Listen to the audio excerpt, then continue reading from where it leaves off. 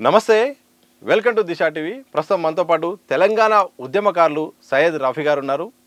కాంగ్రెస్ పాలన ఎలా ఉంది, ఎందుకంటే అధికారంలోకి వచ్చి 2 ఏళ్ళు పూర్తయింది, ప్రతిపక్షాల తీరు ఎలా ఉంది, అలాగే తెలంగాణ రాజకీయాలు ఎలా ఉన్నాయో వారి మాటల్లో తెలుసుకునే ప్రయత్నం చేద్దాం. ముందుగా వెల్కమ్ చేద్దాం సార్. నమస్కారం సార్. నమస్తే సార్, రాజకీయాల గురించి మిమ్మల్ని ప్రస్తావించే ముందు ఒక అంశంపై మీరు మాట్లాడాలి. ఎందుకంటే ఒక ఆర్టికల్ కూడా చదివాను, ఒక ఇంటర్వ్యూ కూడా చూశాను.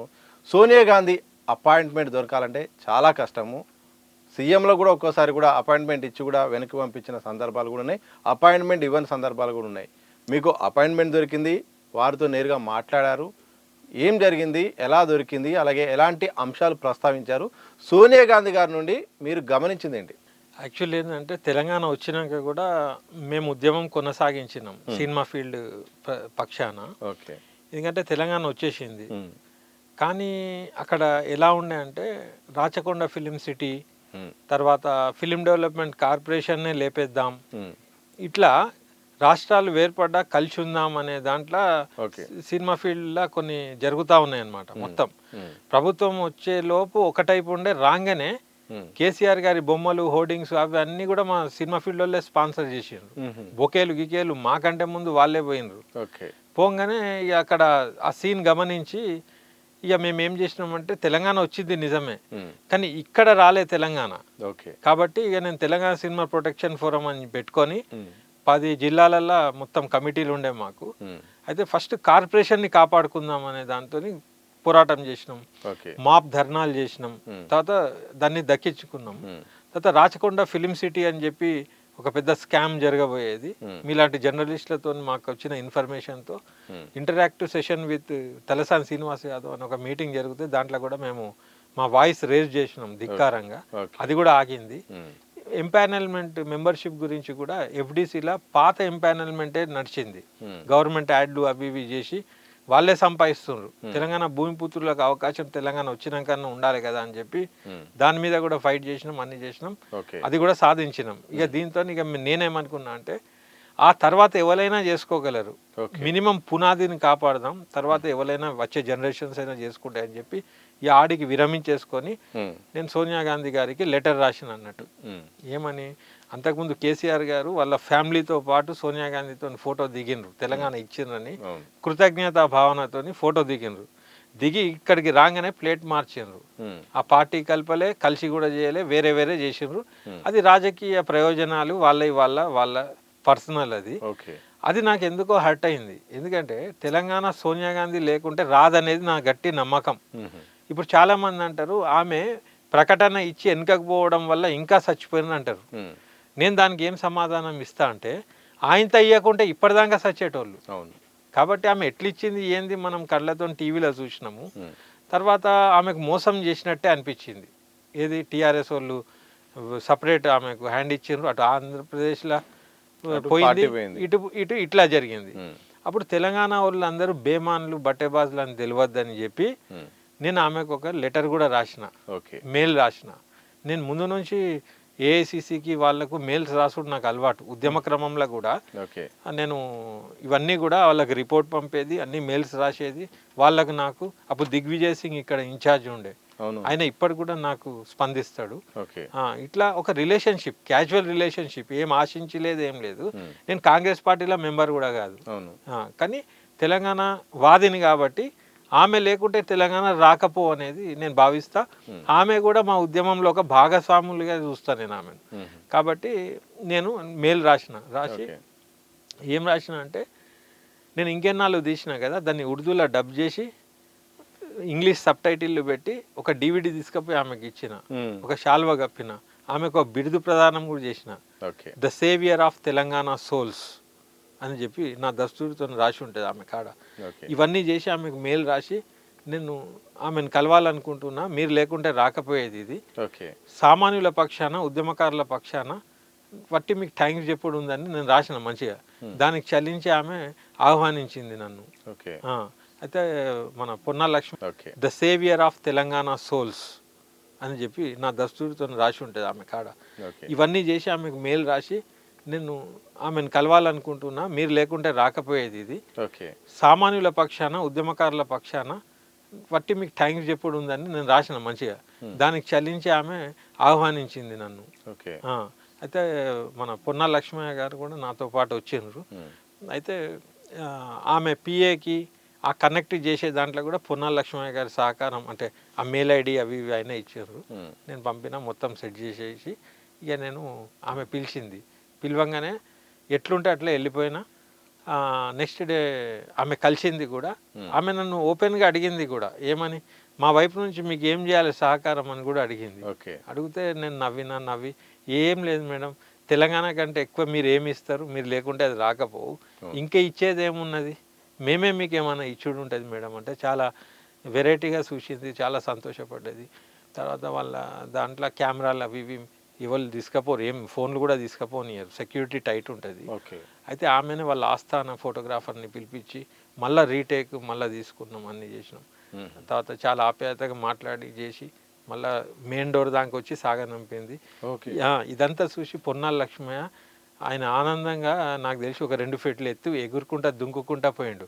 ఆయన నన్నే అన్నాడు, అరే నీకు తెలియదు రఫీ, ఏమనుకుంటున్నావు నువ్వు, వైఎస్ జమానాలో కూడా వచ్చి అపాయింట్మెంట్ దొరక 2-3 రోజులు ఉండి వాపస్ వచ్చిన దినాలు ఉన్నాయి, ఈ వచ్చుడేంది ఏంది ఏం మ్యాజిక్ చేసినావు, ఎందుకు ఆమె అంత ఇంప్రెస్ అయింది అంటుండు. అయితే నేనన్నా నేను పార్టీ వాడిని కాదు కదా, నేనేం ఆశించి పోలే, మనస్ఫూర్తిగా కృతజ్ఞత భావంగా పోయినా, ఆమె పసిగట్టి ఆదరించిందేమో అండి. చలో ఇక్కడ నుంచి నా ఉద్యమం క్లోజ్, ఇక నేను రిలీఫ్ అయిపోయినా అండి, నాకు బరువుగా ఉండే అని చెప్పి ఆయనకు కూడా థ్యాంక్స్ చెప్పినా వచ్చేసిన. ఇట్లా జరిగింది మాది. ఓకే, ఇది మొత్తానికి సోనియా గాంధీ గారితో సమావేశం. ఇక తెలంగాణ రాజకీయాల విషయాలకు వద్దాం. కాంగ్రెస్ పార్టీ తెలంగాణలో అధికారంలోకి వచ్చి 2 ఏళ్ళు పూర్తి చేసుకున్నది. మీరు ఒకసారి ఈ 2 ఏళ్ళ కనుక ఒకసారి మీరు వ్యూ కనుక చూస్తే మాత్రం ఎనాలిసిస్ చేస్తే ఏం చెప్తారు? వాస్తవానికి ప్రజానికానికి తెలియని ముచ్చటోటి నేను చెప్తాను మీ ఛానల్ ద్వారా. తెలంగాణ ఇచ్చిన సోనియా గాంధీయే అక్కడున్నా కూడా ఒక మనసు ఆమెది ఇక్కడ ఉన్నది తెలంగాణ మీద. ఇప్పుడు ముఖ్యమంత్రి రేవంత్ రెడ్డి ఉండొచ్చు, మిగతా మంత్రులు ఉండొచ్చు, ఏం పాలించినా ఏమున్నా ఆమె ఎల్లకాలం చెప్పేది ఒకటే, 6 హామీలు ఏమో ఇచ్చింది కదా, ఇచ్చినందుకు మీరు పూర్తి చేయాలి గంతే. ఆమె కోరుకునేది అదే. అది నాకు ఎట్లా తెలుసు అంటే, వైఎస్ ఉన్నప్పుడు తెలంగాణ హామీ కూడా ఆమెతోనే ఇప్పించిండు. ఆమెకి ఎప్పుడు కూడా ఒకటి ఏముంటుంది అంటే, మనం మాటిస్తే దాని మీద ఉండాలి, ఇవ్వద్దు ఇస్తే ఉండాలి. మీరు ఏం చేసినా చేయకున్నా హామీలు ఇచ్చినవి పూర్తి చేయండి అనేది ఆమె ఎప్పటికీ యాద్ చేపిస్తుందని అనేది నాకున్న రిపోర్టు. తర్వాత ఈ ఆడోళ్లకు పెన్షన్ అవి ఇవి ఏవైతే వింటున్నామో మనము, అవన్నీ కూడా ఆమె ప్రోద్బలమే. వీళ్ళు వేరే దిక్కు వేరే డైవర్షన్లో పోయినా ఆమె మళ్ళా అక్కడికి గుంజి ఇవి చేసినరా అవి చేసినరా అని వాళ్ళ సిబ్బందితో కంటిన్యూ ఫాలో అప్. సిబ్బంది అంటే ఎవరు, ఏసీసీ ఇన్ఛార్జ్, ఇప్పుడు మీనాక్షి నటరాజన్, అంతకుముందు దీపాదాస్ మున్షి, ఇంకా కొందరు ఎవరైతే వచ్చిపోతూ ఉంటారో అబ్జర్వర్స్కి, ఇట్లా వాళ్ళకి ఆమె చెప్పి పంపేది ఇదే అనేది నాకు తెలిసిన విషయం. అంటే ప్రతిపక్ష పార్టీలు హామీల గురించి అడగకుండా ఆటోమేటిక్గా సొంత పార్టీలోని అధిష్టానం నుండి సోనియా గాంధీ గారే ఆటోమేటిక్గా ఫోర్స్ లాగా చేస్తుంది. ఆమె ఉద్దేశం ఏందట అంటే, తెలంగాణ మనం ఇచ్చినాము, 10 ఏళ్ళు మనం ఏం చేయలేదు తెలంగాణకు, ఇప్పుడు వచ్చిన అవకాశాన్ని వాడి ఆ తెలంగాణను డెవలప్ చేయాలి అనే కంకణంతో ఉన్నది ఆమె. ఫర్ ఎగ్జాంపుల్, కొందరు ఒక ఊరిని అడాప్ట్ చేస్తారు చూడు, ముల్కనూరుని కేసీఆర్ దత్తా తీసుకున్నాడని ఇట్లా అనౌన్సులు చేయరా, ఈమె అనౌన్స్ ఏం చేస్తలేదు కానీ తెలంగాణను ఒక బిడ్డలాగా భావించి దాని ఎదుగుదల కోసం కూడా ఆకాంక్షిస్తుంది. దీంట్లో వేరే ఏం లేదు, ఇది నిజం, ఇది నేను చెప్పేది. ఎందుకంటే లీడర్లు ఎప్పుడు కూడా గెలిచిన తర్వాత వాళ్ళ ఎజెండాలు రకరకాల ఇయని హామీల గురించి ఎక్కువ వెళ్తూ ఉంటారు. ఐఏఎస్ ఆఫీసర్ల సలహాలు సూచనలు అన్నీ వస్తాయి. నిల్చునేటప్పుడు వాళ్ళ మైండ్లో ఏముంటాయో కొన్ని పరిమితమై ఉంటాయి, అవి పక్కన పెట్టేసి అవి లేని దాని మీద ఎక్కువ పడతారు.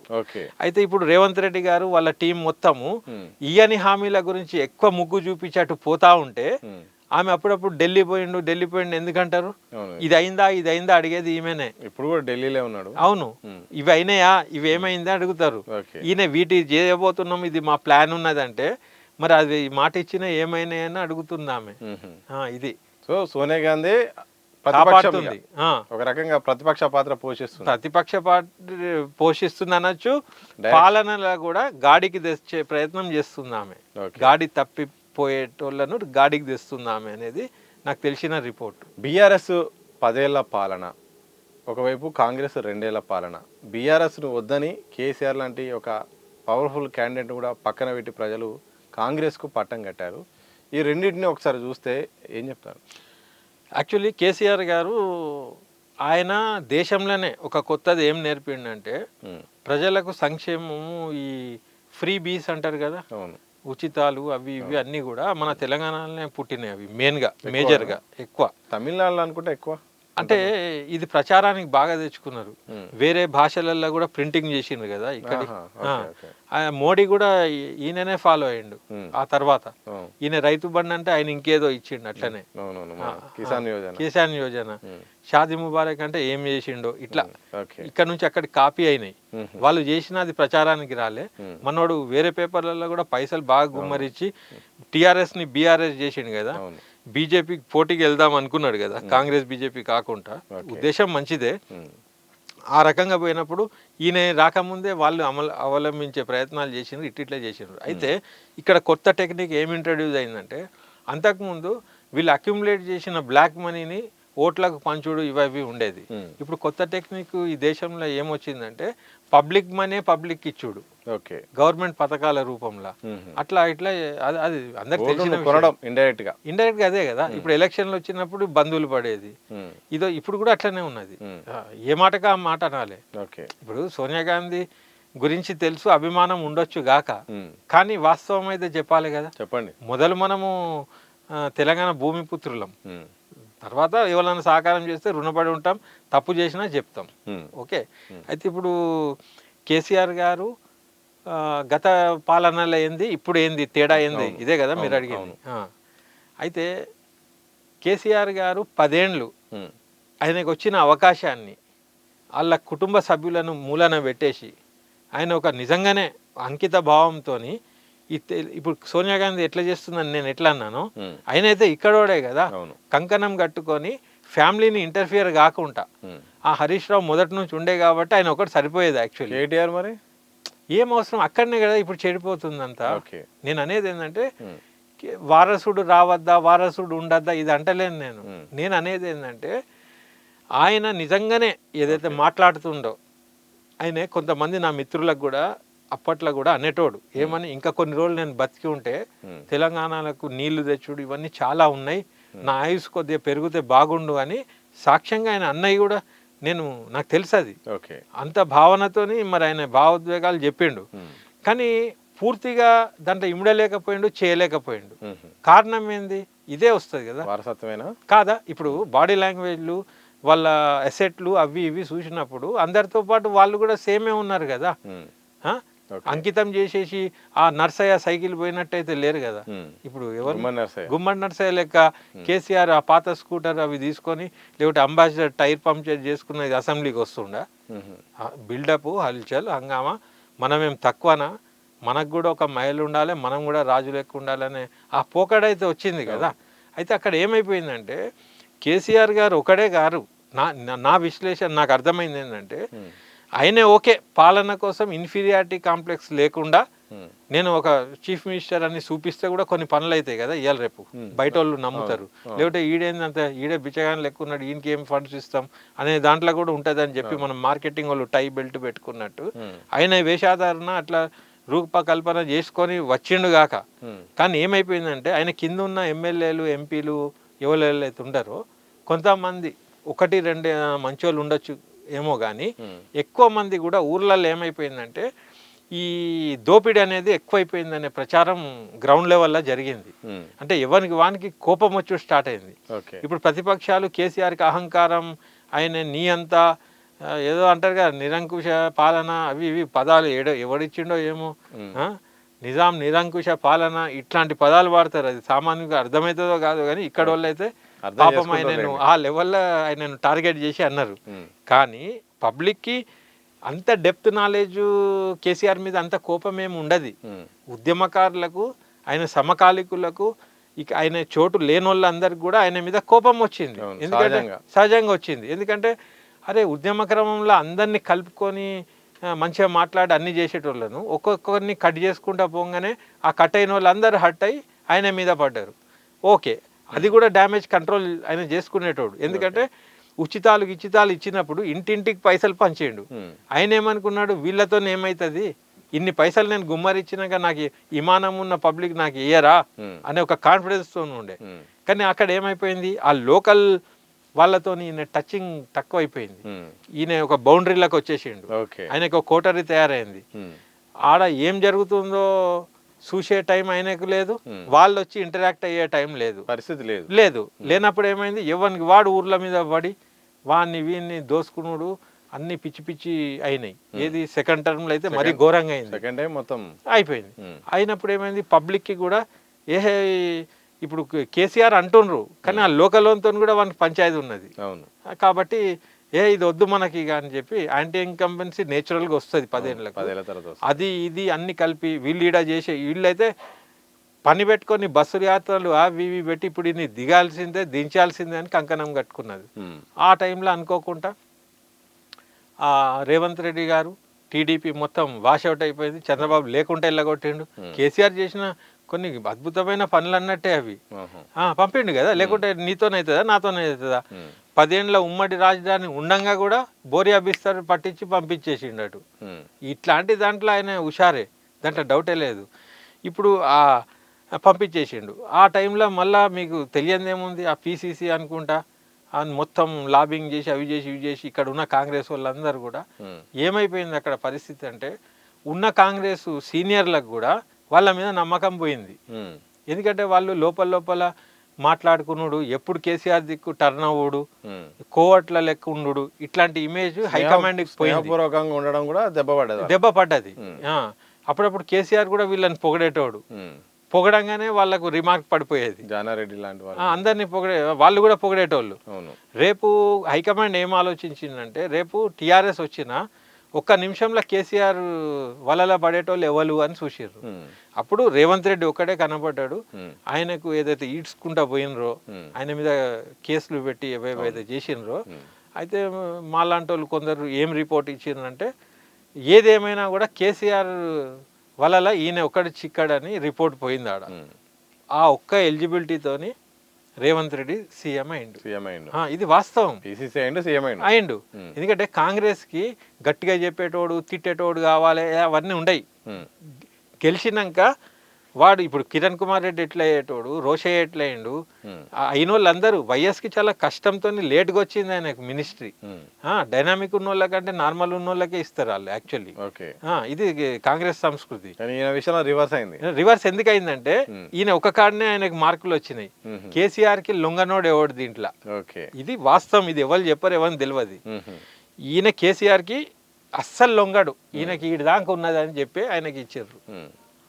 తర్వాత ఇప్పుడు అనుమానాలు ఏమొస్తున్నాయి అంటే, అది నిజమే కానీ అరే ఈయన బడే భాయ్ చోటే భాయ్, ఈయన నోటి దురద వల్ల ఆయన పాడు చేసుకుంటుండు రేవంత్ రెడ్డి. మోడీని బడా భాయ్ మై చోటా భాయ్, ఆయన ఏదో అమాయకంగా అన్నాడో నిజంగా అన్నాడో ఏమన్నాడో ఎందుకన్నాడో, లేకపోతే పాలన ఉన్నప్పుడు ఆయన ప్రైమ్ మినిస్టర్ నేను చీఫ్ మినిస్టర్, ఆయన మా పెద్దన్న అని చెప్పి మస్కా కొట్టి ఫండ్స్ తేయడానికి కూడా అన్ని ఉండొచ్చు గాక, అదే చెప్తుండు కదా అంటుండు. కానీ ఇక్కడ పరిణతి పొందాల్సిన అవసరం ఏముందంటే, కాంగ్రెస్కి పక్కా యాంటీ బీజేపీ. నువ్వు ఏది ఏమైనా కూడా ప్రైమ్ మినిస్టర్ నాకు పైసలు అని అడుగు, కానీ నువ్వు ఆత్మీయ బంధం చెప్పే అవసరం ఏముంది అనేది ఒక చర్చ వచ్చింది. అది కూడా ఎవడన్నా ఇన్నా, అరే ఈయన కేసీఆర్కి దుష్మన్ బరాబరే కానీ మరి మోడీకి దోస్త్ ఎట్లయితుండనే చర్చ వచ్చింది. అయితే కాంగ్రెస్ వాళ్ళు ఈయన మోడీకి ఫ్రెండ్ కాగలడా అనేది ఆలోచన రాలే వాళ్ళకు, కేసీఆర్తోనే ఉన్నదా చూసుకున్నారు. గెలిచినాక అరే మోడీకి బాయ్ బాయ్ అంటుండేంది అనే అనుమానం వచ్చింది. ఇప్పుడు చూడు, ఎప్పుడు పోయినా ఆయన ఎంబడి ఇంకో మినిస్టర్ కూడా ఉంటాడు, ప్రోటోకాల్ అనుకుంటా, ఒక కావాలి కాసుకుంటేనే ఉన్నది. అంత అనుమానానికి దారి తీసింది బడే బాయ్ చోటే బాయ్. అవునా కదా, చెప్పు నువ్వు ఉన్నమాట అందరు తెలిసిందే, నేను మళ్ళీ చెప్తున్నా క్లియర్ విశ్లేషణ.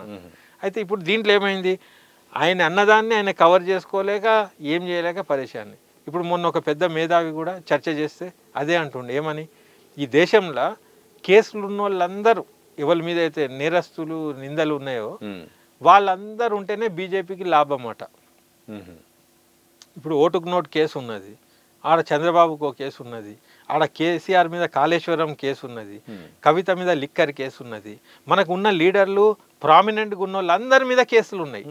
ఇది బీజేపీకి లాభం అట. ఎందుకంటే ఈ కేసులు ఉన్న వాళ్ళందరి పగ్గాలు చేతిలో పెట్టుకుంటుంది. నువ్వు చెప్పినట్టు వినకుంటే నిన్ను లోపలేస్తాం. ఇది ఎందుకంటే జస్టిస్ సుదర్శన్ రెడ్డి మాకు దగ్గరోడే, ఉద్యమంలో మాకు పరిచయం, పెద్ద మనిషి. మాకు ఏది అర్థం కాకుంటే ఆయననే అడుగుతాము. ఆయన ఎలక్షన్లలో కూడా నేను కొద్దిగా సపోర్ట్ చేసి ప్రమోట్ చేసిన. నేనేంటంటే ఇంతో అంతో పుష్ చేస్తే లక్కీగా గెలవచ్చు కదా అన్నట్టు ప్రయత్నం చేసినాం. అది కాని పని అయినా ట్రై చేసినాం. ఇప్పుడు దాంట్లో తెలుగు జాతి అనేది నిండుగానే టీడీపీ పార్టీ, మరి ఆడ సెంటిమెంట్ చూపించలేదు తెలుగు ఓడిపోతే. తెలంగాణ వాదం అనే కేసీఆర్ కూడా యూరియా చెప్తే ఇక్కడ యూరియా ఇస్తే ఓటేస్తామట. అంటే తెలంగాణ వాదం పోయిందాడ. యూరియా కావాలన్నట్టు. యూరియా వచ్చేసింది. ఓకే, ఆ జస్టిస్ యూరియా ఏడు నుంచి తెచ్చిస్తాడు? ఒక మాట. తెలంగాణ వాదం కంటే యూరియా వాదం వచ్చేసింది ఆడ. తర్వాత రెడ్డి వాదం అవి ఇవి కులాలు గిలాలు అంటారా? జగన్ కూడా ఏం చేయలేని పరిస్థితి. ఎందుకు చేస్తే లోపల నెక్స్ట్ డేనే పట్టుకొని పోతారు. అర్థమవుతుందా? అంటే ఇదే నిదర్శనం కదా. ఎవరు కంట్రోల్ చేస్తుండ్రు దేశంని? వీళ్ళందరూ ఎవరి కింద పావులు ఉన్నారు, ఎవరు చెప్తే ఎగురుతుండ్రు దుంకుతుండ్రు. వీళ్ళ చేతులల్లా ఏం లేదు, అంతే. అందుకే బడాభాయ్ అనాల్సి వస్తుంది, మస్క కొట్టాల్సి వస్తుంది.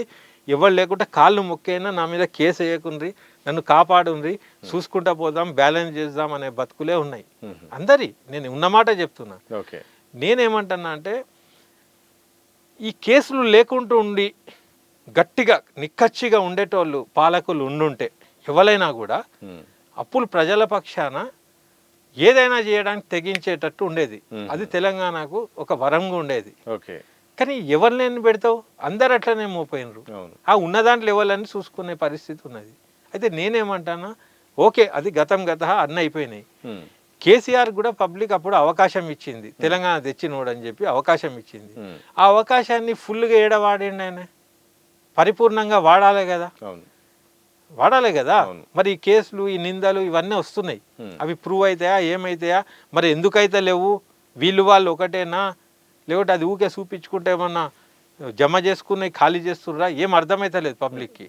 సేమ్ వేళ ఇప్పుడు రేవంత్ రెడ్డి గారికి ఏదో పరిస్థితులు అన్నీ సెట్ అయిపోయి ఆయన అదృష్టం బాగుండి ఆయనకు ఒక అదృష్టం దక్కింది. ఇప్పుడు దక్కిన దాన్ని కాపాడుకుంటే గతాన్ని వదిలేస్తుంది పబ్లిక్.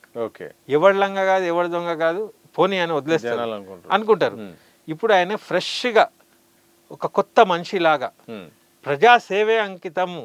అనేగా ఉస్మానియాలో మాట్లాడు, ఆడ మాట్లాడు అవన్నీ కాదు నేను అనేది. స్వతహాగా లోపల నుంచి ఒక పరివర్తన వచ్చి నిజంగానే నాకు ఈ అవకాశాన్ని నేను మంచిగా వాడుకుందాం, నాకు అవకాశం ఇచ్చిన కాంగ్రెస్ కూడా మనం బ్యాలెన్స్ చేద్దాం, ఏదైతే అదే. ఇప్పుడు వాళ్ళు భయపట్టించి నీ కేసు గీసి అన్నా కూడా తెగించి ఏదన్నా, ఇప్పుడు 2 ఏళ్ళు అయిపోయినాయి, ఇంకా 2 ఏళ్ళు ఉన్నాయి. ఆ 2 ఏళ్లలో ఏదన్నా మార్క్ చూపిద్దామనే కంకణం కట్టుకొని అందరితో చర్చలు చేయాలి ఆయన. ఇప్పుడు ఆయన స్కీమ్స్ ఏవున్నా కూడా ఓ 2 ఐఏఎస్ ఆఫీసర్లు చెప్పింది వింటున్నారు. ఐఏఎస్లు అప్పుడు ఉన్నోళ్ళే వీళ్ళు ఉన్నారు, మళ్ళీ వాళ్ళే ఉన్నారు, శాఖలు మారినాయి, వాళ్ళ మీద కూడా ఆరోపణలు ఉన్నాయి. అంటే ఇట్లాంటి వాటికి ఉపయోగపడేటోళ్ళని ఆడ పెట్టుకొని వాళ్ళది వింటే నువ్వు ఏం చేసినా గదే అనుమానాలు వస్తాయి. వాళ్ళు ఇచ్చే స్కీమ్స్ అన్ని ఆర్థిక లావాదేవీలు, మనకి ఎంత వేసుకుందాం, ఎంత చేద్దాం, గదే ఉంటుంది. ఇప్పుడు ధరణి కాడ నుంచి చూసుకున్నా, ఇప్పుడు వాళ్ళు ఏది కొత్తది పెట్టినరు, భూభారతి. ఇప్పుడు ధరణి అయిపోయిందనే భూభారతి తెచ్చిండ్రు. ధరణి ఎంత కఠినంగా ఉన్నది, ఎంత దుర్మార్గంగా ఉన్నది అనే ప్రచారం చేసిండ్రు. ఇప్పుడు 2 ఏళ్ళు అవుతుంది భూభారతి వచ్చి. సమస్యలు పరిష్కారం అయినాయా? ధరణి ఇప్పటికి అదే వెబ్సైట్ మీద నడుస్తుంది కథ. అర్థమవుతుందా? ఇప్పుడు కేసీఆర్ వాళ్ళ మీద అన్ని చెప్పినరా? రాగానే మేము లోపలేస్తాం, అన్ని బయటికి తీస్తాం, అవి ఇవన్నారు, తెచ్చిండ్రా? రాజకీయ కక్ష సాధింపులకు పోవట్లేదు. అందుకోసమే నేను తలుచుకుంటే కేసీఆర్ని కూడా అరెస్ట్ చేయొచ్చు, కేటీఆర్ని కూడా చేయొచ్చు, కానీ అలాంటి కక్ష సాధింపు లేదు అని చెప్తున్నాను. అట్లయితే నువ్వు పక్కకి జరుగు, వేరేవాడు వచ్చి అది చేసుకుంటాడు. ఏది ఇప్పుడు నువ్వు చేస్తే కక్ష సాధింపు అనిపిస్తుందని నీకు అనుమానం ఉంటే, నువ్వు ఈ రాష్ట్రాన్ని కొల్లగొట్టిండని నువ్వే అన్నావు. అంత దుర్మార్గంగా పాలన చేసి అంత సొమ్మునేసుకున్నోన్ని కక్ష సాధింపు అనుకుంటారని చెప్పి నువ్వు బక్షిస్తే నువ్వేం అవసరం, లేకుంటే వాళ్ళే ఉండని. కక్ష సాధింపు ఎందుకు అన్నప్పుడు కక్ష సాధింపు ఇప్పుడు మంచి చెడుకు ఏందనేదే కదా మెయిన్. మరి నువ్వు ఎలక్షన్స్ అప్పుడు నేను అన్ని కక్కిస్తా అన్ని చెప్పిస్తా అన్నావు కదా, కక్ష సాధింపే చేయి నువ్వు పాలనలా. కక్ష సాధింపు చేయకుంటే నువ్వు దుర్మార్గుని అవుతావు. నీ కక్షను సాధించు. ఇప్పుడు పాలన పరంగా అవినీతి చేస్తే అవినీతిని బయటపెట్టు. అర్థమవుతుందా? ఇది క్లారిటీ. నేను కక్ష సాధింపు అంటారని చెప్పి దొంగతనం చేసుకొని ఇచ్చిన కక్ష ఇప్పుడు పోలీసోడట ఎవడో దోపిడోడు వస్తే కక్ష సాధింపు అనుకుంటారు కాబట్టి నేను వాడు తీసుకుపోయిన వస్తువులను నేనేం ముడతలేను, ఆ బంగారం నగలన్నీ వాడే ఉంచుకొని, లేకుంటే నన్ను కక్ష సాధింపు అనుకుంటారు అన్నట్టుండి. నీ పనే అది, నువ్వు చెప్పే వచ్చినావు, నువ్వు చేయది, పబ్లిక్ నమ్ముతారు, నీకే లాభం అవుతుంది. లేనప్పుడు నువ్వు వట్టిగా అన్నట్టే కదా అన్ని ఉన్నోన్ని వట్టిగానే అన్నట్టు అని రుజువు అవుతుంది. ఇప్పుడు కేసీఆర్ మీద సింపతి పెరగతలేదా? అంటే కేసీఆర్ ఏదో మంచోడని సింపతి కాదు, ఆయన చేసిన పొరపాట్లకి ఈయన వచ్చిండు. ఇప్పుడు ఈయన చేసే పొరపాట్లకు వస్తాడు, ఆడ రెడీగా ఉన్నాడు. ఆయనే అంటుండు ఎవరు మనం ఏం చేసే అవసరం లేదు, వాళ్ళకు వాళ్ళే మనం వచ్చేటట్టు చేస్తారు, కష్టపడే అవసరమే లేదని. ఆయన ఎంత మెచ్యూర్డ్గా ఫామ్ హౌస్లో కూర్చొని హ్యాపీగా వ్యవసాయం చేసుకుంటుండు. వస్తాడా కేసీఆర్? బయటకు వస్తాడా? ప్రజలందరూ కూడా ఎదురు చూస్తున్నారు. పార్టీ ఆయన ఆరోగ్యం కొద్దిగా పాడున్నది కాబట్టి మంచి అయినాక ఎందుకు రాడైనా హుషారు రాజకీయ నాయకుడు. ఇప్పుడు వచ్చి ఏం చేస్తాడు? ఇప్పుడు జూబ్లీస్ ఎలక్షన్లో వస్తాడా రాడా అనుకున్నాడు. అరే ఆయన ఎంత మెచ్యూర్డ్ ఉన్నారు, రాజకీయంలో అయితే ఆయన మెచ్యూర్డ్ ఉన్నాడు వీళ్ళందరికంటే. ఎందుకంటే జూబ్లీస్ గెలిచినా ఓడినా ఆడ ప్రభుత్వం ఆయన కూలగొట్ట వీళ్ళే పాలించని అన్నాడు. ఎంత హుషార్ స్టెప్ తెలుసా అది? ఇప్పుడు కరువులు ఉన్న ప్రభుత్వం, ఆయన వచ్చినా కష్టతరమే అయ్యేది. కేసీఆర్ ఎంత అదృష్టం అంటే ఇట్లాంటి కష్టతరంలో ఆయన ఆడనే ఉన్నాడు. అదంతా పోతుంది, రిసెషన్ ఎఫెక్ట్ వీళ్ళ మీదకి వెళ్ళిపోతుంది, పోదా పోతుంది. మళ్ళీ ఆయన నేను వచ్చి చేస్తా అంటే నమ్ముతారు, ఫ్రెష్గా వస్తాడు. అంటే సమయం ఆయనకు అనుకూలించి ఆయన ఓడిపోయి ఇంట్లో ఉన్నాడని నా అభిప్రాయం. అయితే ఈ కేటీఆర్ ఒట్టిగా మేనేజ్ చేస్తుండు. ఏది జూబ్లీస్ కి తిరుగుడు, రేవంత్ ని తిట్టుడు, రేవంత్ ఆయన తిట్టుడు, ఈ తిట్లే జరుగుతా పోయినాయి. నేననేది వాళ్ళ డాడీ లెక్క ఆయన కూడా సైలెంట్గా ఉంటే వాళ్ళ పార్టీకి ఫుల్ లాభం. ఇప్పుడు ఏమైతుంది, ఆయన కాంగ్రెస్ని ప్రమోట్ చేస్తుండు, ఈయన టీఆర్ఎస్ని మర్చిపోయిన బీఆర్ఎస్ని రేవంత్ రెడ్డి రోజు యాద్ చేస్తుండు. చంద్రబాబు దగ్గర నేర్చుకోవాలి ఇది. అప్పుడు లక్ష్మీపార్వతి చంద్రబాబు కొట్లాడుకున్నప్పుడు లక్ష్మీపార్వతి ఊకే చంద్రబాబు మీద ఏడ్చేది. చంద్రబాబు ఎప్పటికీ యాద్ చేసుకుంటూనే ఉండే టీడీపీ డివైడ్ అయినప్పుడు. ఈయన ఒక్క దినం ఇయ్యాలటి వరకు కూడా లక్ష్మీపార్వతి అనలే నోటి నుండి. కథం ఆమె ఎట్లుంది అట్లా మీరు ఈజీగా ఉండేది. రోజు కేసీఆర్ని యాద్ చేస్తుండ్రు. అర్థమవుతుందా? నేను ఇక్కడ న్యూట్రల్ గా మాట్లాడుతున్నా, బయటికి రాకున్నా కానీ ప్రజలు ఉండేలాగా మాట్లాడుతున్నారు. ఆయన గురించి ప్రస్తావన చేస్తుండు. మళ్ళా ఆయన దొంగతనం దొరకబడతలేడు, చర్యలేం లేవు. సిబిఐకి అప్పచెప్తుండు, మళ్ళా తెస్తుండు. ఏం నడుస్తుంది? మీ నిర్ణయాలు ఎందుకు ఇట్లా జరుగుతున్నాయి? దీని వెనక ఎవరన్నా ఉన్నారా? లేకుంటే ఆయన మోడీతో మాట్లాడుకొని మోడీతో నిన్ను కంట్రోల్ చేపిస్తుండా? ఇట్లా అనుమానాలు వస్తున్నాయి ఎన్నో. మరి అంటే కేసీఆర్ని ఎప్పుడు జైలుకు పంపాలి, మోడీ జైట్లోనే ఉన్నది. ఈయనని ఎప్పుడు పంపాలి, మోడీ జైట్లోనే ఉన్నది. వాళ్ళిద్దరు అక్కడ కూర్చొని మంచిగా ఏదంటే అది చేసుకుంటాను రా అనే అనుమానాలు పబ్లిక్ ఉన్నాయి. అర్థమవుతుందా? అర్థమైంది సార్. సో రైజింగ్ తెలంగాణ, ఈ మధ్య కాలంలో తెలంగాణ ప్రభుత్వం అయితే సీఎం రేవంత్ రెడ్డి అయితే పదే ఈ అంశాన్ని తీసుకొస్తున్నారు. అలాగే విజన్ డాక్యుమెంటరీ కూడా రిలీజ్ చేశారు. 2047 అప్పటి వరకు ఒక పూర్తి స్థాయిలో భవిష్యత్తు కార్యాచరణ, హైదరాబాద్ అభివృద్ధి గురించి, ఫ్యూచర్ సిటీని అయితే మాత్రం అభివృద్ధి చేయడానికి లక్ష్యంగా పెట్టుకున్నారు. 5 లక్షల పైగా కోట్ల పెట్టుబడి కూడా వచ్చిందని కూడా ప్రభుత్వం కూడా ఇప్పటికే చెప్పింది. ఈ గ్లోబల్ సమ్మిట్ ద్వారా, అలాగే విజన్ 2047 అంతా ఒకసారి మీరు ఒక అనాలిసిస్ చేస్తే ఏం చెప్తారు? ఇగో ఒక్కొక్క ఇండస్ట్రీని బట్టి ప్రభుత్వాలు వెల్కమ్ చేసినప్పుడు ఆడ పురోగతి చెందుతుంది, అదంతా కరెక్ట్. ఎందుకంటే సాఫ్ట్వేర్ ఇండస్ట్రీ వచ్చేటప్పుడు అప్పుడున్న కాంగ్రెస్ ప్రభుత్వమే హైటెక్ సిటీ అవన్నీ శంకుస్థాపన చేసిండ్రు. ఇది జనార్దన్ రెడ్డి టైంలోనే. ఫిలిం ఇండస్ట్రీ చెన్నైలో ఉన్నప్పుడు హైదరాబాద్ రావడానికి కూడా మర్రి చెన్నారెడ్డి చొరవతో ఆ Jubilee hills, Banjara hills, film Nagar ఇవన్నీ కూడా Hmm. స్టూడియోల రూపంలో ఒక ఇండస్ట్రీని తెచ్చిండ్రు. ఓకే. ఆ ఇండస్ట్రీ తెచ్చే క్రమంలో Hmm. భూములు ఇచ్చిండ్రు. Hmm. ఆడ ఇండస్ట్రీ స్థాపితమైంది. Hmm. సాఫ్ట్వేర్కి కూడా ఇంటర్నేషనల్ ఎంఎన్సీస్ రావాలని భూములు ఇచ్చిండ్రు. అవి ఎస్టాబ్లిష్ అయినాయి. Hmm. ఇప్పుడు ఏ ఇండస్ట్రీ రావాలని ఇస్తున్నావు నువ్వు? ఇది Hmm. First question. అంటే ఇండస్ట్రీస్, పరిశ్రమలు, అదే కంపెనీలు, ఐటీ కంపెనీలు, తద్వారా ఐటీ ఇచ్చేసారు. ఇంకేమి ఇస్తారు? వాళ్ళు చేసుకుంటారు, వాళ్ళే ఎదిగిపోయి ఉన్నారు, మంచిగా ఉన్నారు. ఓకే, ఇప్పుడు వాళ్ళు ఏమన్నారు, లోకల్ వాళ్ళకి ఎంప్లాయ్మెంట్ దొరుకుతుంది ఇక్కడ ఇండస్ట్రీస్ వస్తాయనే ఇస్తున్నారు కదా. ఓకే. ఎంతో మంది లోకల్ వాళ్ళు బయటి దేశాలలో ఎందుకు చిప్పలు కడుగుతున్నారు? బయట వాళ్ళు ఇడికి వస్తున్నారు. ఓకే. పూణే, ముంబై, బెంగళూరు, నార్త్ వాళ్ళు, వాళ్ళు వీళ్ళు అందరు జమ అయినారు ఇక్కడ. అవును.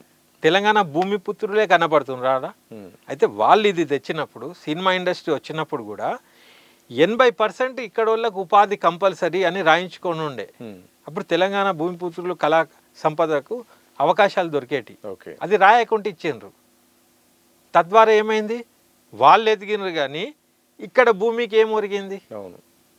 చెప్పు నాకు. సినిమా ఇండస్ట్రీలనే వాళ్ళకే లాభమైంది భూమి తీసుకున్నానికి తప్పితే ఇక్కడ ఉన్నోనికి ఏమైంది? వట్టిగా చపరాసి పనులు, ఆ బర్తన్ అవి కూడా ఆ నుంచే తెప్పించుకుంటారు. వీళ్ళ భాష వాళ్ళ భాష అక్కడ కూడా అది ఉంటుంది అన్నట్టు. అర్థమవుతుందా? ఓకే. ఇప్పుడు హైటెక్ సిటీ, ఇప్పుడు నీకు సినిమా ఇండస్ట్రీలా నార్త్ వాళ్ళు లేరు, ఆంధ్రోళ్ళు ఉన్నారు ఎక్కువ. ఐటీ సెక్టార్లో ఏమైపోయింది, నార్త్ వాళ్ళు వచ్చారు, వీళ్ళు వచ్చారు, వాళ్ళు వచ్చారు. నార్త్ వాళ్ళు ఎక్కువ ఉన్నారు, దాంట్లో కూడా ఆంధ్ర వాళ్ళు ఉన్నారు. తెలంగాణ వాళ్ళు ఏడున్నారు, ఆడోడు ఉన్నాడు. ఇక్కడ ఉన్నోళ్ళు దిక్కులు లేక ఫారెన్లో ఎంప్లాయ్మెంట్ చేసుకుంటున్నారు. అర్థమవుతుందా? అవకాశాలు విదేశాలకు పోతుండ్రు. మరి ఆ కండిషన్ లేనిది ఎందుకు ఇచ్చారు మీరు? అర్థమవుతుందా?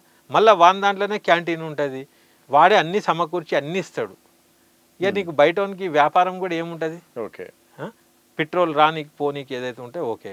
అద్దెలా ఇండ్లు ఉంటాయి, అవి కూడా కార్పొరేట్ సెక్టార్ వాళ్ళకే విల్లాలు కానీ ఫ్లాట్లు కానీ, అది కూడా అక్యుములేట్ అయిన సొమ్ములనే వాళ్ళు ఉంటున్నారు, కిరాయిలు కానీ ఇది కానీ. నీకు లోకల్లోనికి ఏమైంది, ఇప్పుడు కరీంనగర్, వరంగల్, నిజామాబాద్ అక్కడ వాళ్ళందరికీ కూడా ఈ పరిశ్రమ వల్ల వాళ్ళ పిల్లలకి మన ఈడికి వచ్చి ఎంత పర్సంటేజ్ ఉన్నది వాళ్ళకు ఉపాధి, ఇది మెయిన్. అది ఆలోచించకుండా ఇచ్చిండ్రు.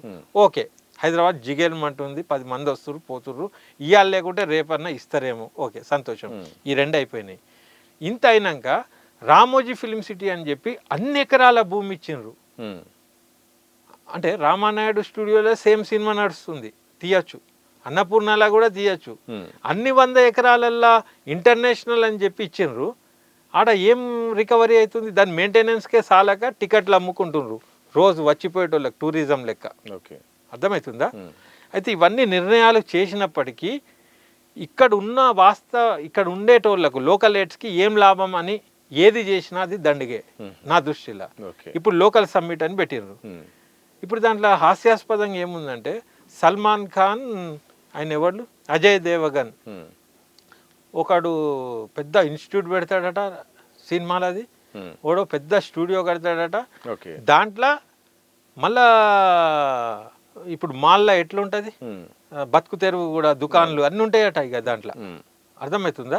సినిమా అనేది కొంత ఉంటది, మిగతాదంతా రియల్ ఎస్టేట్ అన్నట్టే కదా. లేకపోతే వట్టి సినిమాకే నువ్వు మిగతాయి కూడా అంటాడు, ఏదో టర్మినాలజీ నాకు యాదికి వస్తలేదు, అదేమంటారు, ఉండేటట్టు లివింగ్ కూడా ఉంటుంది అన్నట్టు ఆడ ఇట్లున్నది. అయితే నేను అనేది ఏంటంటే, ఇది వాళ్ళకు ఉపయోగపడుతుంది కానీ తెలంగాణ పిల్లలకి ఏమన్నా దాంట్లో ఏమిస్తుందనే స్పష్టత లేకుండా నువ్వు ఏమి ఇచ్చినా దండిగే. ఇక్కడ వాళ్ళ బతుకు మారడానికి నువ్వు ఏం క్లారిటీ ఇస్తున్నావు? నేను డెవలప్మెంట్ చేయకు, సబ్మిట్ చేయకు, ఇండస్ట్రీస్ రావద్దు అంటలేను. లోకల్ వాళ్ళకు ఏమొస్తుంది, ఉల్టా లోకల్ భూములు వాళ్ళకి వెళ్ళిపోతున్నాయి, వాళ్ళు ఎదుగుతుండ్రు, మనీ అంతా అక్యుములేట్ అవుతుంది. చూపియనీకి బంగ్లాలు, జిగెల్మనే అద్దాలు చూపిస్తున్నావు, ఇది డెవలప్మెంట్ అంటున్నావు. మా ఇండ్లల్లా వాటి వల్ల ఏమన్నా ఫరక్ పడుతుందా? మా గ్రామీణ ప్రజల జీవితాలల్లో కూడా ఏమన్నా విస్తృతంగా ఏమన్నా జరుగుతుందా? ఆ విజన్ చెప్పు, హర్షిస్తాం.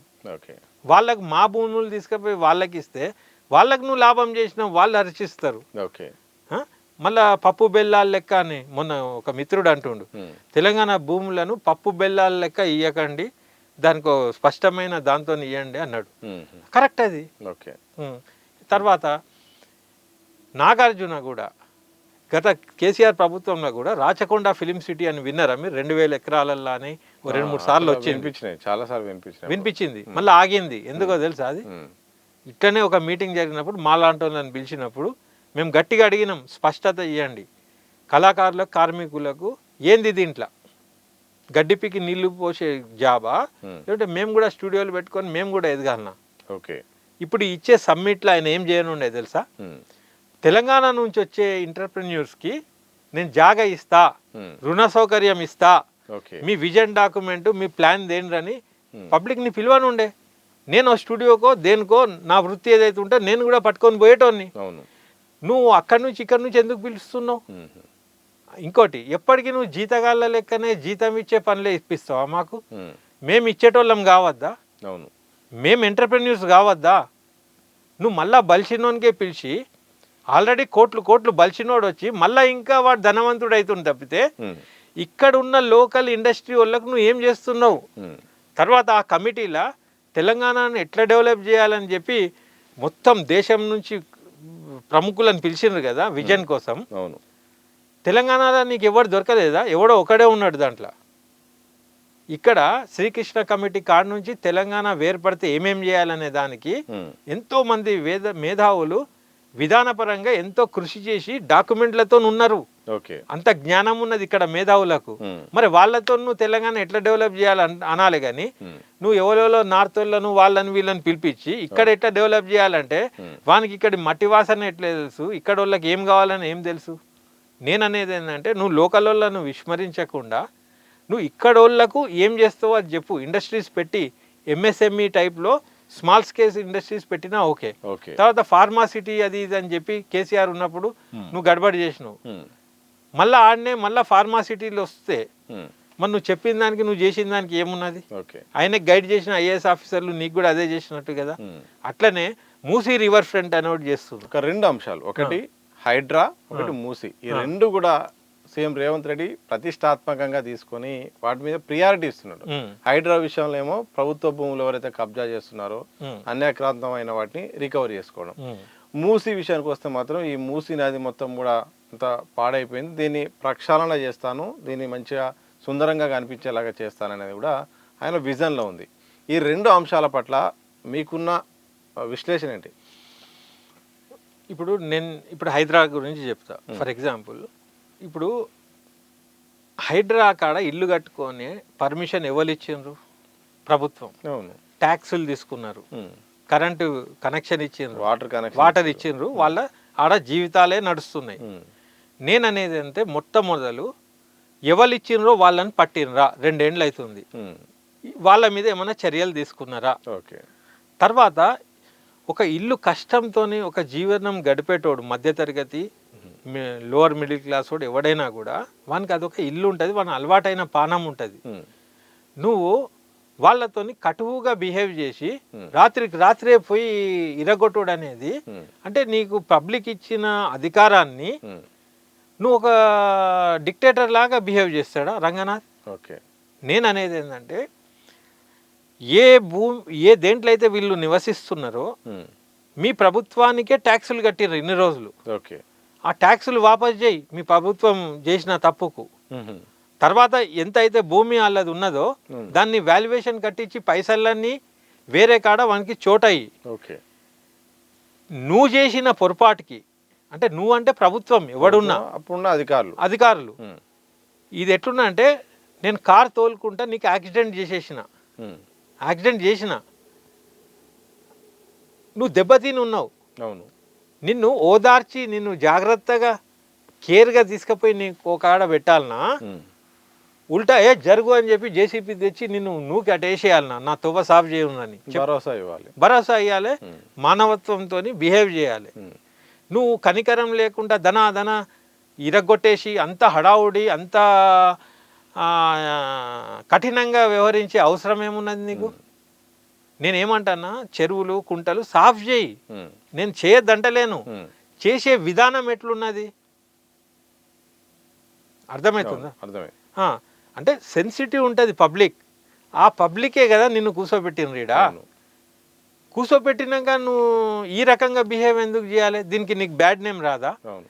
ఇదే చేసేది సున్నితంగా మంచిగా సంజాయించుకొని వాళ్ళతో చర్చ పెట్టి, పరిస్థితి ఇట్లా ఉంది, గ్రామ సభలు లెక్క ఆడ సభ పెట్టి మనం దీన్ని మంచిగా చేద్దాం, దీనికి 2 అంతలు భూమి ఇస్తా, లేకుంటే మీరు కోల్పోయేదానికి నేను కవర్ చేస్తా అని గద్వ పట్టి సంజాయించుకొని కౌన్సిలింగ్ చేసుకొని తీసుకపో నువ్వు వాళ్ళను. ధనాధన్ మేము అధికారం మాకున్నది అని చెప్పి ఇట్లా చేసే విధానం బాగలేదు. చేసే అంశం బాగుంది, చేసే విధానం బాగలేదు. మూసీలో ఏమవుతుందంటే నది అనేది ఒక ప్రకృతి తయారు చేసుకున్నది. అది మూసీకి సుందరీకరణ నువ్వేం చేస్తావు? ప్రకృతి సౌందర్యం అంత గొప్పది ఏది ఉండదు. ఆ మూసీది ఏదైతే చేస్తామని ఏదైతే నువ్వు అమౌంట్ ఫిక్స్ చేసినావు బడ్జెట్, అంత అవసరం లేదు. నువ్వు ఫస్ట్ ఏం చేయి, దాంట్లో వచ్చే మోరీలు, సీవరేజు, ఇండస్ట్రీ కాలుష్యం ఏదైతే దాంట్లో కలుపుతుందో అది రాకుండా ఫస్ట్ దాని జాగ్రత్త చేసుకో. నువ్వు సుందరీకరణ అని చెప్పి ఎంత సుందరం చేసినా మళ్ళీ వచ్చి దాంట్లోనే పడితే ఎట్లా? ఆల్టర్నేట్ చేయాలి. చేసినాక లెక్క ఆల్టర్నేట్ చేసినాక మూసి ఖుద్ సుందరీకరణ అయిపోతుంది. నువ్వు సిమెంట్లతో దాన్ని నాశనం ఎందుకు చేస్తావు? తర్వాత జాగ్రఫీ, ఎన్విరాన్మెంటల్ ఎక్స్పర్ట్స్ ఎవరైతే ఉంటారో వాళ్ళని కూర్చోబెట్టు. ఇక్కడ నీ కాడ ఉన్న వాళ్ళందరూ ఎవరు సలహా ఇవ్వకుంటేనే నువ్వు ఇట్లా మోపైనావు. కింది స్థాయి నుంచి పై స్థాయి వరకు. తర్వాత మూసీ చుట్టూ ఉన్న పబ్లిక్తో నువ్వు మీటింగ్ పెట్టు. దీన్ని సుందరం చేద్దాం అనుకుంటున్నాము, మీరు కొద్దిగా వెనకకు జరుగుతారా, ఏం చేద్దాం, వాళ్ళతో చర్చ చేయి. కూర్చొని మాట్లాడు. వాళ్ళకి ఏం కావాలనో అది చేయి, నీకేం కావాలనో కాదు. వాళ్ళకి ఏం కావాలనో నువ్వు చేయి. లేకుంటే వాళ్ళకి ఏం అనుమానం వస్తుంది తెలుసా? ఇది ఒక పెద్ద స్కీమ్, అప్పుడు కేసీఆర్ ట్యాంక్ బ్యాండ్ సాఫ్ చేస్తా అన్నాడు, ఎన్నో కోట్ల రూపాయలు కూడా శాంక్షన్ అయింది. మరి సాఫ్ అయిందా? అది ఇప్పుడు ఇది కూడా సుందరీకరణ అని అప్పుడు కూడా వాళ్ళు అన్ని వదిలేసిన అంశం ఇది.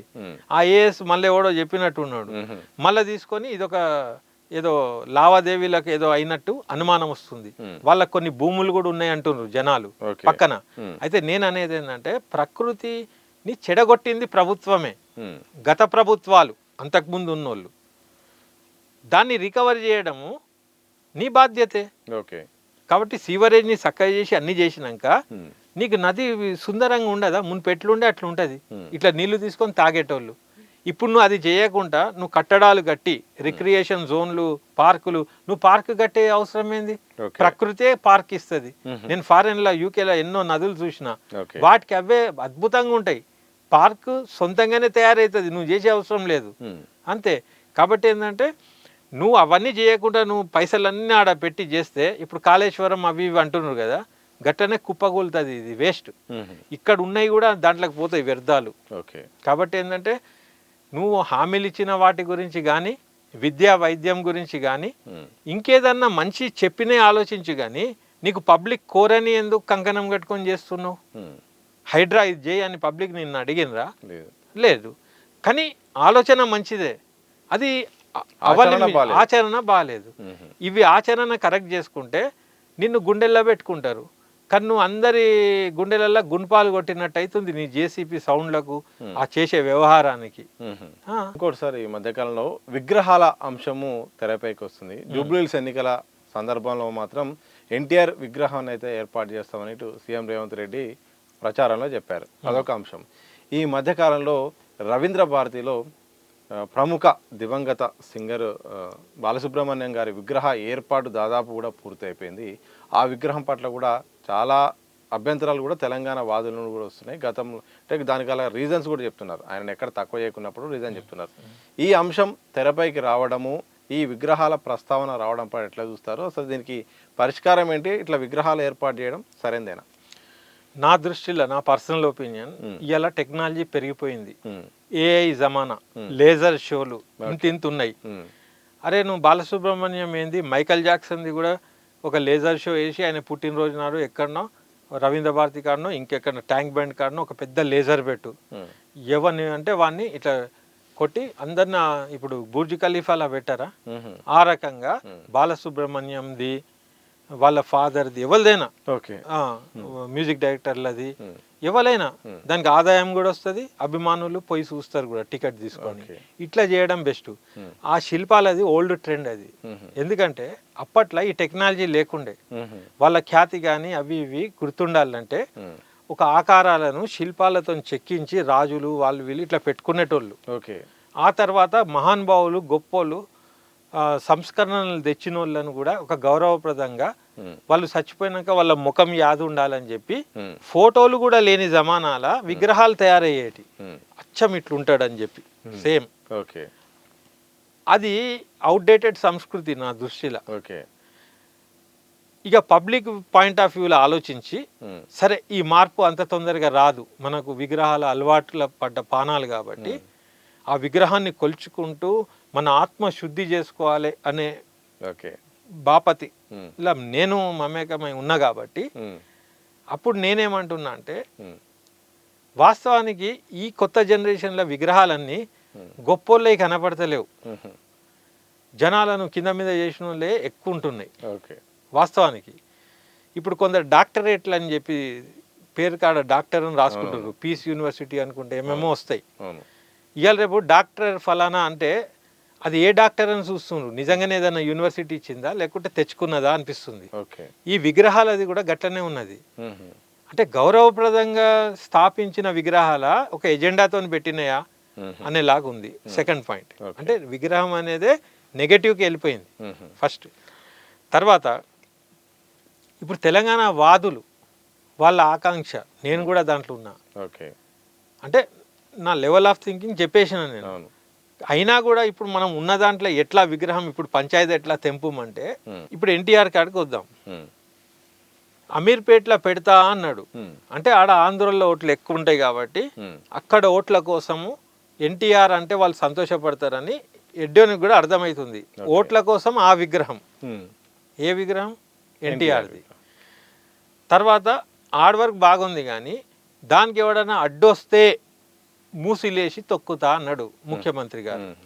ఏ మాట కా మాట. ఆడ ఈ విగ్రహం పెడతా అని వాళ్ళకి సంబర పెట్టించి ఓట్లు దొబ్బితే ఏం కాకపోవు, ఎవడన్నా అడ్డొస్తే అంటుండు. అంటే అడ్డొస్తారని నీకు తెలుసు అన్నట్టే కదా, నువ్వు తెలిసే అంటున్నావు కదా. ఎవరు అడ్డొస్తారు? తెలంగాణ వాదులే కదా. మరి అట్లాంటి వాళ్ళకు నువ్వు పని పెట్టుకొని మూసిలో తొక్కుతా అనకుంటే బాగుండేది. తర్వాత అరే ఈయన ఓట్ల కోసం అన్నాడు, కేసీఆర్ కాళ్ళల్లో ముళ్ళు కూర్చుకుంటే పంటతో తీస్తా అన్నాడు అనేది అన్నాడు. అది కూడా ఎందుకన్నాడు? ఆయన నిజంగా పోయి తీస్తాడా? ఓట్ల కోసమే. వీళ్ళు ఓట్ల కోసం ఏమైనా చేస్తారు.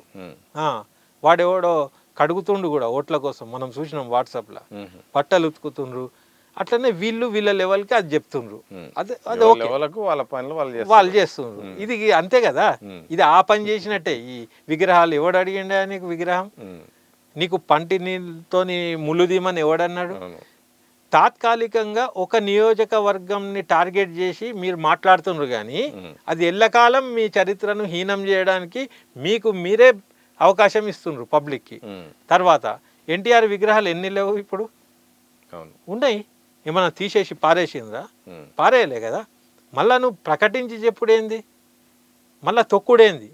అక్కడ తెలంగాణ వాదులకు అరే ఈయనేంది, మేము పని పెట్టుకొని ఈయన తెచ్చి కాంగ్రెస్ని తెచ్చి ఈయన సీఎం చేస్తే అరే తొక్కుడు అంటుండేందని అది విననోడు కూడా అట్లెట్లా తొక్కుతాడని కోపంతో తిరుగుతుండ్రు ఇప్పుడు పని పెట్టుకొని.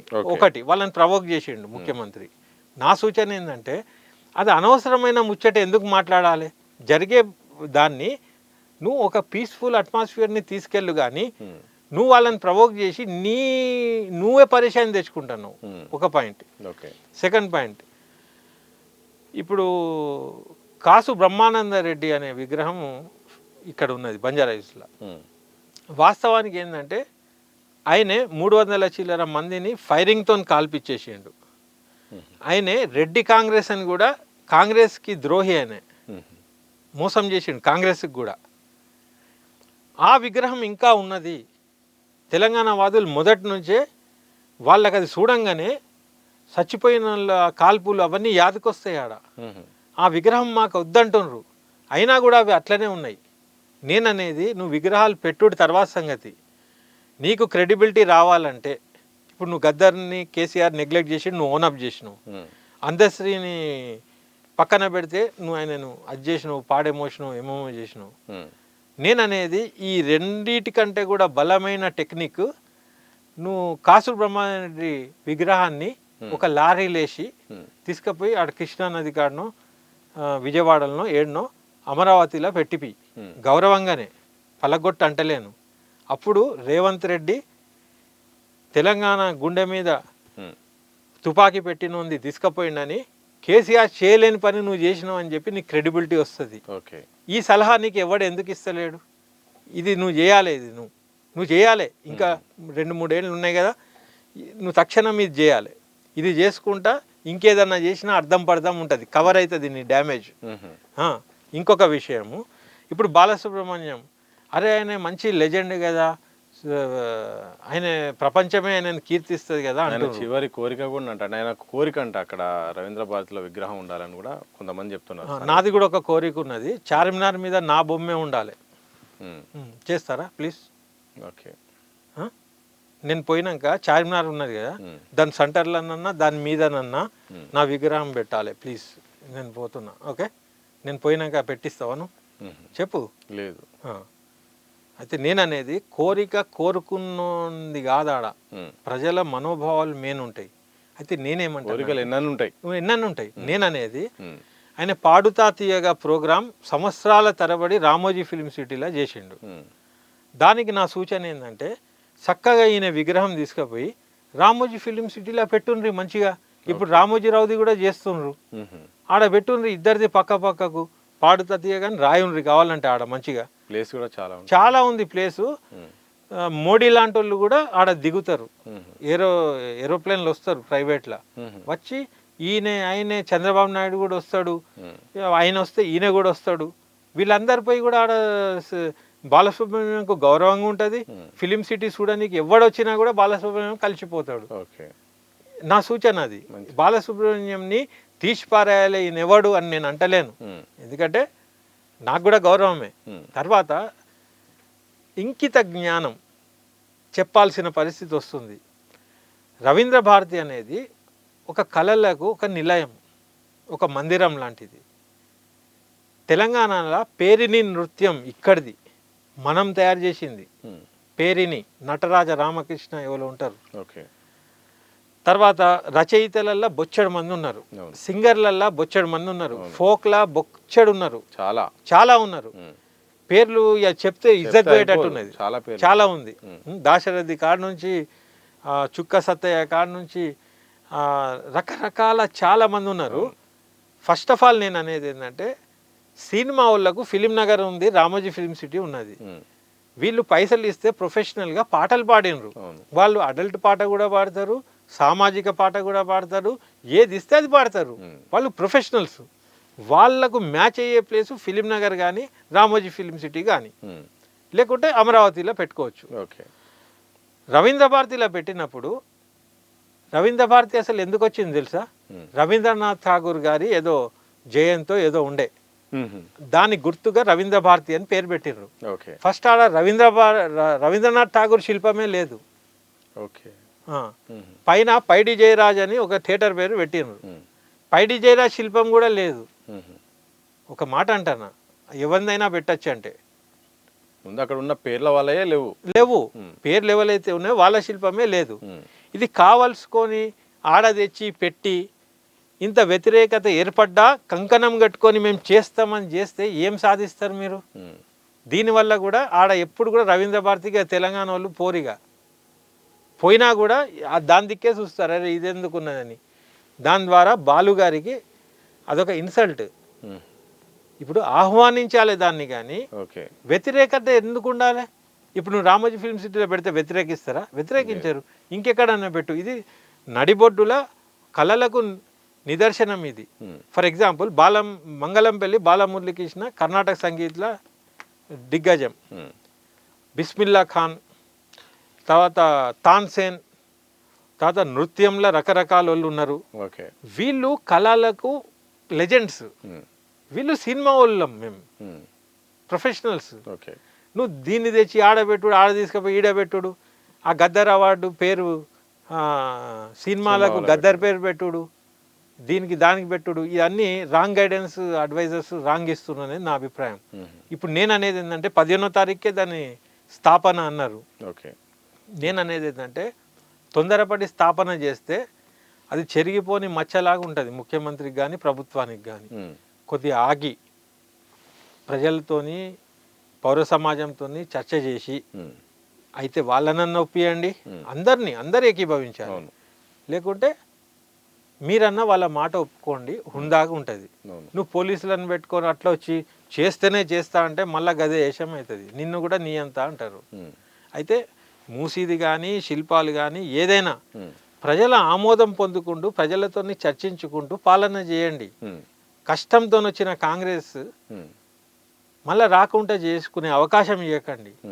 నేను వెల్ విషింగ్గా చెప్తున్నా. ఓకే. తర్వాత ఇంకొక అంశం ఏముందంటే ఇంపార్టెంట్ అంశము, ఇప్పుడు ఈయన సబ్మిట్ పెట్టిండు, డిఫరెంట్ సెక్టార్స్ ఉన్నాయి తెలంగాణలో, వాళ్ళందరినీ పిలిచి మాట్లాడాలి కదా, కాదా? అవునా కదా? ఇప్పుడు మేము తెలంగాణ సినిమా పాలసీ అడిగినాం, ఒక 5 పాయింట్లు అడిగినాం. ఆ పాలసీ గురించి ఆలోచిస్తలేడు కానీ అంత పెద్ద ఫిలిం సిటీ ఇస్తా అంటుండు, దానికి ఫుల్ పైసలు అవుతాయి, భూములు పోతాయి, ఈడ ఏం పోవు, వట్టి ఐడియానే. ఇవన్నీ పిలిచి మాట్లాడు, వేరే వాళ్ళకి వేరే ఉంటాయి ప్లాన్స్. ఇవన్నీ నెలకొకరిని పిలిచి మాట్లాడు, లేకుంటే వారంలో ఒక దినమి, ఆ తర్వాత ప్లాన్ చేయి, ఆ తర్వాత ఎగ్జిక్యూట్ చేయి. నువ్వు దన్ అని చెప్పి డిసైడ్ అయిపోయి మొన్న జూబ్లీ ఎలక్షన్ కాగానే సబ్మిట్ అన్నారు, ధనా వచ్చేసిండ్రు. దాంట్లో షో చేయడానికి రియల్ ఎస్టేట్ వెంచర్ ఓపెనింగ్ లాగా వీళ్ళను ప్రభుత్వంలో ఉన్నారు కాబట్టి ఏ సెలబ్రిటీ అన్నా వస్తాడు, వచ్చి వాళ్ళని చూపించి ఒక లెక్కలు ఇచ్చి పేపర్లు ఇచ్చినావు, రేపు అడగరా ఏమైంది ఇవంతా అని అడగరా? అదంతా ఈజీయా? నేనైతే అనుకుంటలేను అట్లా. ఓకే. కాబట్టి ఒకటి అన్నామంటే అది కావాలి, అది జరగాలన్నప్పుడు ప్రజల ఆమోదం తీసుకొని చేయాలి. అది చెప్పడానికి మళ్ళీ మాలాంటి వాళ్ళు మళ్ళీ బయటకు వచ్చి సూచిస్తున్నాం. మమ్మల్ని నువ్వు పిలిచి మాట్లాడితే మీడియా పరంగా చెప్పే అవసరం ఏమున్నది? మంచిగా కూర్చొని ఎట్లా చేద్దాం మేము తెలంగాణ కానీ ఇంట్రెస్ట్ చేసుకుంటాం, మీరే వాస్తవ పరిస్థితులు చెప్తాం, చెప్పి దీన్ని డెవలప్ ఎట్లా చేసుకుందామని చెప్తాం. ఇప్పుడు 9 ఏళ్ళు మాకు ఆ స్వేచ్ఛ లేకనే కాంగ్రెస్ వస్తే బెటర్ అని సపోర్ట్ చేసినాం. వచ్చినాక నువ్వు గదే పని చేసి పిలవకుండా నువ్వు ఇష్టం వచ్చినట్టు చేసేస్తే మరి ఎట్లా? ఇప్పుడు నా సలహా ఏంటంటే 2 ఏళ్ల వరకు మేము నోరు ఇప్పలే, టైం ఉంది చేయని అని అన్నాం. ఇప్పుడు నోరు ఇప్పకుంటే నీకు ద్రోహం చేసిన వాళ్ళం అవుతాం. ఓకే. అందుకోసమే మాట్లాడుతున్నాం, నీ వెల్ విషర్గానే మాట్లాడుతున్నాం. ఒకవేళ నీ మీద మాకు అయిష్టం ఉండి నువ్వు దిగాలే, నీకు రిమార్క్ రావాలంటే మేము నోరు మూసుకుంటాం, నీ తప్పులు కానిస్తాం మేము. ఈ 2 ఏళ్ళు నువ్వేమన్నా తప్పుదారిపోతే 100% మేము సూచిస్తాం. నువ్వు వినలేదనుకో, ఇక మాకు ఇష్టం లేని వాళ్ళని ఎందుకు అనుకుంటాం? మా ద్వారా పబ్లిక్కి కూడా చేరుతుంది ఇది. కాబట్టి ఇది సరి అయిన టైం. గత తెలంగాణకు ఒక కీర్తివంతుడు అవసరం. నీ ఫ్లాష్ బ్యాక్, నీ వ్యవహారము, నువ్వు ఎట్లా ఎదిగి వచ్చినావు, నీ కథ ఏంది, నీ ఆదాయం ఏంది, నీ ప్రక్రియలు ఏంది, నువ్వు ఏమేమి చేసినావో అవన్నీ మేము మర్చిపోతాం. ఇప్పుడు నువ్వు కరెక్ట్ ఒక తెలంగాణకు ఉద్యమంలో లేనోడు తెలంగాణకు వచ్చి ఏం చేసిండు అంటారు. నువ్వు చేయి అట్లా. ఒక 10 మందికి 9 మందికి ₹1 భూమి ఇస్తున్నామంటే తెలంగాణ అబ్బా మా తెలంగాణ వాదులకు ఇచ్చిండ్రని అనుకుంటున్నావా? తెలంగాణ భూమి పుత్రులు ఎవరైతే ఉద్యమానికి పాటుపడ్డారో వాళ్ళకు నువ్వు ఒక హామీ ఇచ్చినావు, 250 గజాల భూమి అని. తెలంగాణ ఉద్యమకారులకు ప్రతిపక్షంలో ఉన్నప్పుడు హామీలు అయితే ఇచ్చారు. మరి తెలంగాణ ఉద్యమకారులకు న్యాయం జరిగిందా? ఇంకా ఏం జరగాలి? టెక్నికాలిటీస్ ఏమైనా అడ్డుగా వస్తే ప్రభుత్వానికి మీరు ఇచ్చే సూచన ఏంటి? వాస్తవానికి ఏంటంటే తెలంగాణ ఉద్యమకారుల ప్రోద్బలంతోనే తెలంగాణ వచ్చింది. ఒక లీడర్ వట్టిగానే అంటే ఎట్లా వస్తుంది? తెలంగాణ ఉద్యమకారుల సపోర్ట్తోనే కాంగ్రెస్ వచ్చింది. కానీ వాళ్ళు వీళ్ళని పట్టించుకోలే, వీళ్ళు వాళ్ళని పట్టించుకోలే. కానీ వాళ్ళ అమూల్యమైన తెలంగాణ ఉద్యమానికి పాటుపడ్డ 10, 15, 20 ఏళ్ళు అవిపోయినాయి. తెలంగాణ తెచ్చుకున్నాక ఈ 12 ఏళ్ళు 11 ఏళ్ళు పోయినాయి. తెలంగాణ రాకముందు పోయినాయి అంటే ఒక అర్థం ఉంది. తెలంగాణ రాగానే ఫస్ట్ న్యాయం ఎవరికి చేయాలి? ఉద్యమకారులకు చేయాలి. వాళ్ళకు మనం రుణపడి ఉండాలి. చచ్చిపోయిన అమరులు చచ్చిపోయినరు, కొంతమందిని గుర్తించినరు, కొంత ఏదో అన్నారు, సైలెంట్ అయిపోయినరు. బతికి చచ్చేటోళ్ళు ఎందరో ఉన్నారు. నేనే ఉద్యమంలో చూసిన వాళ్ళు ఎంతోమంది ఉన్నారు ఆడ. వాళ్ళకి ఇండ్లు లేవు, ఆదాయం లేదు, ఫ్యామిలీలన్నీ చితికిపోయినాయి, పొద్దు నుంచి సాయంత్రం ఉద్యమమే అని తిరిగినరు, ఆరోగ్యం క్షీణిస్తుంది. వాళ్ళు ఏం అడుగుతున్నారు? ఉండడానికి ఒక వసతి, ఒక హెల్త్ కార్డు, ఇంకేదన్నా గవర్నమెంట్లో ఏమైనా అవకాశం ఉంటే ఒక కొలువు చేతనైనోనికి. ఇవి నువ్వు చేయకుండా నువ్వు ఏ సబ్మిట్ చేసినా కూడా ఏముండదు. హక్కుదారులకు ఫస్ట్ హక్కి నువ్వు, ఆ తర్వాత నువ్వు చూడు నీ పాలన ఎట్లా పోతుంది. నీకు వాళ్ళ దీవెనలు దొరుకుతాయి, వాళ్ళ మన్ననలు పొందుతావు నువ్వు. సోనియమ్మ పేరే పెట్టు, ఏదో కాలనీలు పెట్టు డిస్టిక్లల్లో, వాళ్ళకు ఒక కాలనీ పెట్టు, వాళ్ళ పేరు పెట్టు, మీదే ప్రమోషన్ చేసుకోండి, పర్వాలేదు. కానీ షెల్టర్ ఇవ్వరు వాళ్ళకు. తెలంగాణ తెచ్చుకొని కూడా ఏం లాభం అని పాపం వాళ్ళు ఎవరిని అడగలేరు, రీచ్ కాలేరు. ఇప్పటికీ రోడ్ల మీద ర్యాలీలు చేసుకుంటే తిరుగుతున్నారు. ఇది చేయాల్సిన పని కాదా? ఇప్పుడు ఉస్మానియా యూనివర్సిటీకి పోయి 1000 కోట్లని చెప్పినావు, వీళ్ళకేమన్నా చెప్పినావా? వీళ్ళకి చెప్పు, వీళ్ళు చచ్చిపోతుండ్రు, రోజుకు ఒక్కొక్కడు పోతుండు కూడా. వాళ్ళకు ఒక గుర్తింపు కార్డు, ఇటు స్వాతంత్ర సమరయోడు లెక్క ఉద్యమకారుడు అని ఒక ప్రభుత్వ గుర్తింపు కార్డు, అది కూడా నువ్వు ఇవ్వకుంటే ఎట్లా? అదొకటి. ఇప్పుడు ఉస్మానియా యూనివర్సిటీ అంటే ఆ టాపిక్ వచ్చింది కాబట్టి చెప్పండి. ఇప్పుడు ఉస్మానియాలో పోయినావు, మళ్ళీ ఆడ నువ్వు ఏం చేస్తావు? ఉన్నదాన్ని మూసీకి నేను ఎట్లా చెప్పినా వ్యర్థాలు పోవుడు అవి ఇవి ఫస్ట్ సాఫ్ చేసి తర్వాత దాన్ని ఏమన్నా అవసరమైతే చేయి, లేకుంటే లేదు అన్నా నేను. నిజాం రాజే అంత కట్టడాలు కట్టిపోయిండు. శుభ్రత, పరిశుభ్రత, మెస్, హైజీన్ ఎట్లుండాలనేది ఒకటి. మెంటాలిటీ, అక్కడ ఉన్న ప్రొఫెసర్లు, అక్కడ చదువు చెప్పేటోళ్ళు, వాళ్లకు ఎంత విజ్డమ్ ఉన్నోళ్ళు అనేది మొత్తం దేశంలోకి వెళ్ళి స్క్రూటినీ చేసి, వాళ్ళు విద్యా బోధకులు కదా, ఆడబెట్టు.